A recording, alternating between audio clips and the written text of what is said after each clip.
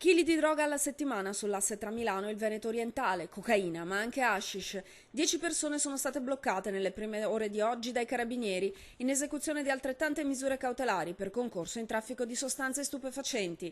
Nella rete anche Lino e Luciano Maritan, parenti di Silvano, già vice di Felice Maniero, perché infatti, spiegano i vertici dell'Arma veneziana con il procuratore della Repubblica Del Pino e il procuratore aggiunto Mastelloni, sull'organizzazione che voleva scardinare dal territorio i malavitosi albanesi, nigeriani e marocchini, grava l'ombra degli eredi della Mala del Brenta.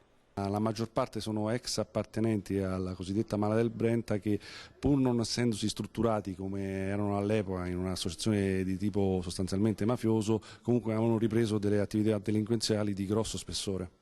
La droga giungeva a Milano, inviata dalle cosche calabresi, qui veniva presa in consegna dai trafficanti veneti. In 3 però si fanno beccare un anno fa dai carabinieri di Eraclea mentre stanno iniziando a tagliare lo stupefacente. Inizia il lavoro investigativo, l'operazione Lucky, che porterà i militari a ricostruire le fila dell'organizzazione.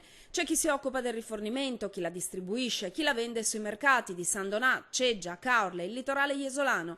E c'è anche chi fornisce informazioni da dentro, la Talpa, un carabiniere, che fino allo scorso anno era operativo proprio alla caserma di San Donà, Che forniva in qualche modo delle notizie di basso profilo a alcuni appartenenti a questo gruppo criminale.